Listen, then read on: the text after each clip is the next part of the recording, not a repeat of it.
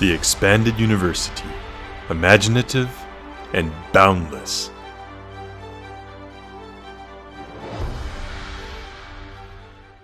References are brought to you by our personal collection of books, the Cardass Library. Legacy of the Force, Bloodlines by Karen Travis was the second book in a 9-book series which told a galaxy-spanning story set after the Yuuzhan Vong invasion and Swarm War. Cover art by Jacen Felix. The novel and series were set in the newly created Legacy era, 40 years after the Battle of Yavin from the first Star Wars film. It was published on August 29, 2006. The book unabashedly promoted Boba Fett's prominent role in the novel by having him appear on the cover. Karen Travis had become the de facto expert on Mandalorian culture during her time creating the Republic Commando novels, the first of which was released a few years before Bloodlines. Boba Fett's experiences in this book directly tie into the Mandalorian background in the expanded universe. The fan-favorite character had returned to the EU 3 years before in the finale of the New Jedi Order, the Unifying Force. Fett and Han Solo had agreed to put their differences aside. The story starts out with a prologue written in first person from Boba Fett. The infamous bounty hunter reveals he is dying.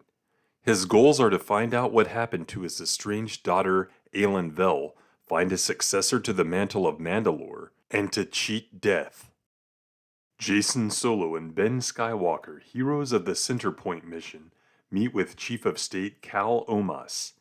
Jacen proposes an attack to destroy the Corellian shipyards. Omas shoots down the idea, fearful of it sparking real war, invoking memories of the Empire. Jacen later meets with Admiral Cha Niathal, the hawkish Mon Calamari flag officer whom Jacen sees as a political ally. During their conversation, a building is bombed. The event prompts Omas to take more decisive action. He offers Mara Jade Skywalker the position of leading a planetary counter-terrorism force. She turns it down, so he later asks Jacen.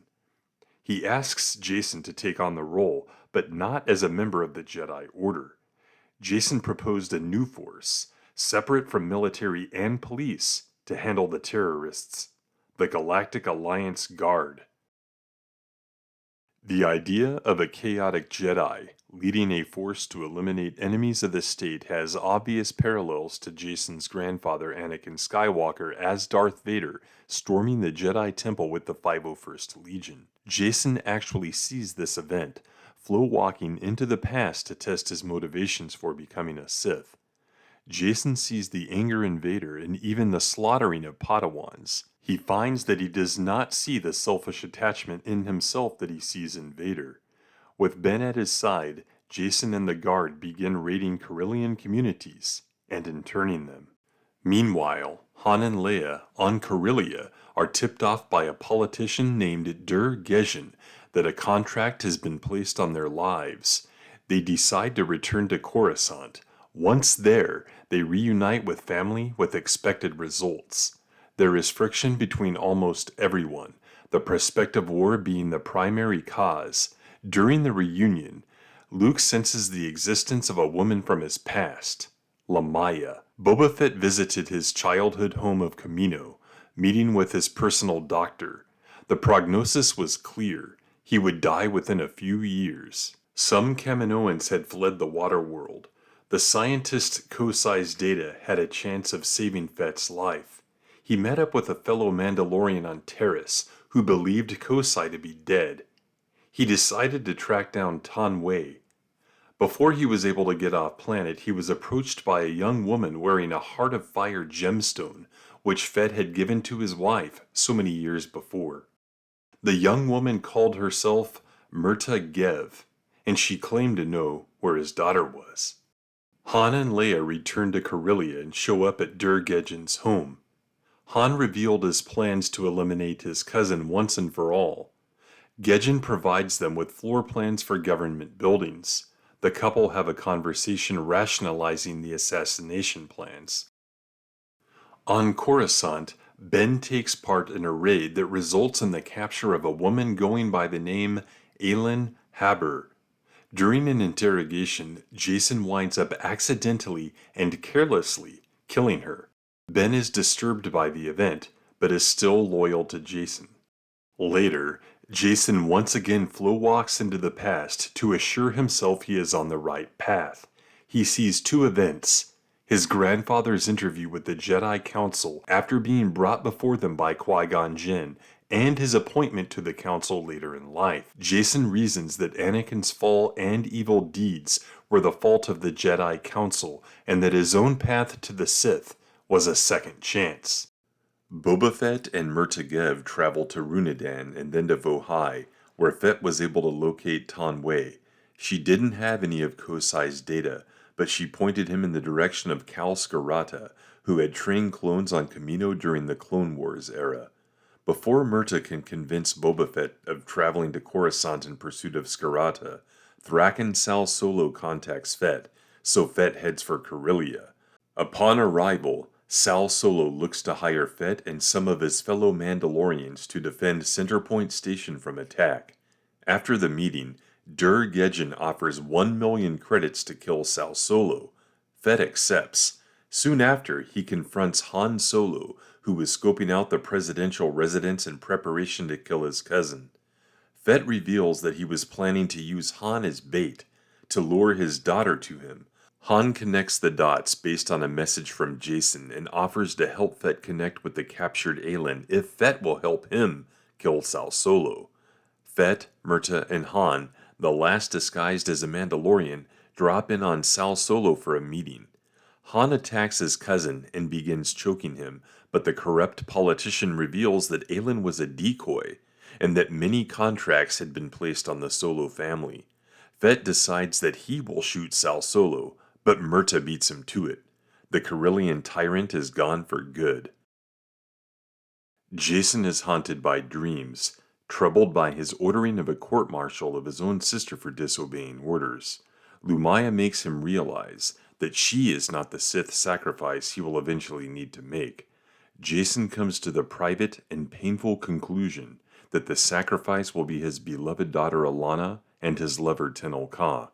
Lumaya also suggests that Jacen place Ben in a situation where the boy would be forced to uncover the reality of necessary evils.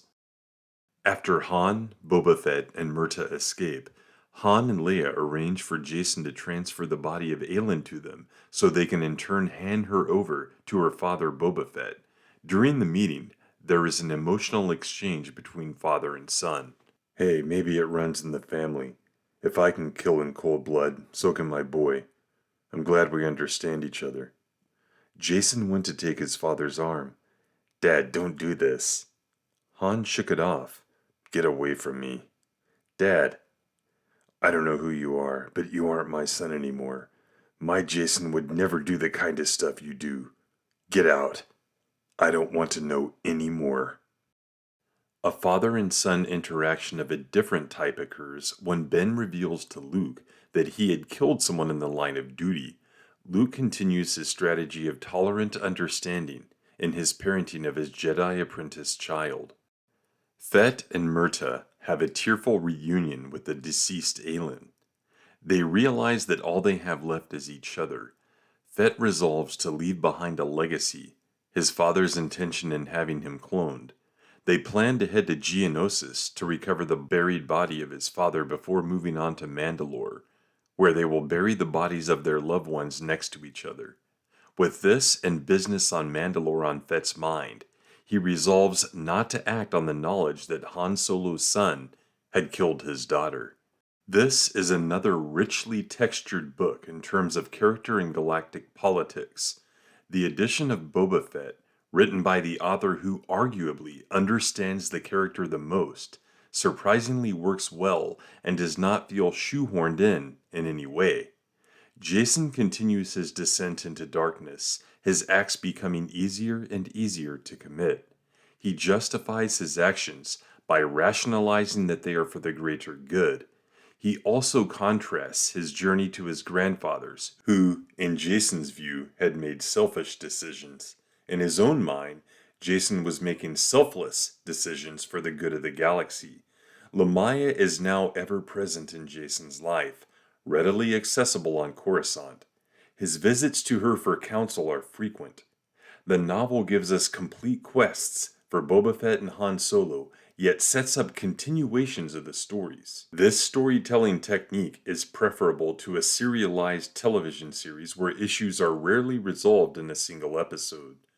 Babylon 5 mastered the technique of telling an arc story while delivering episodes with missions that delivered satisfying resolutions.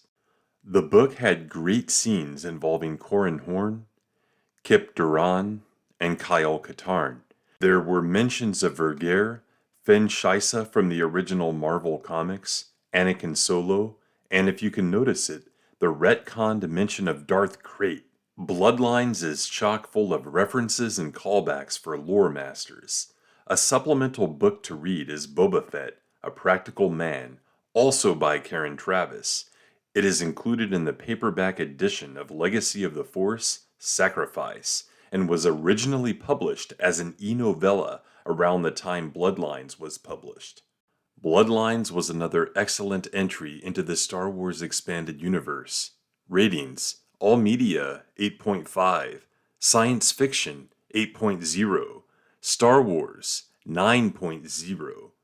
These ratings are the same as those for Betrayal, save for the science fiction score, which drops to an 8, as the preceding entry in the series was a better science fiction book in general. I highly recommend the book, especially to Boba Fett and Han Solo fans. Jaina, I can't tell you this, not yet. You wouldn't see it. But when you do, remember that you're my sister, my heart, and that part of me will always love you, no matter what. Good night, Jaina. Delete.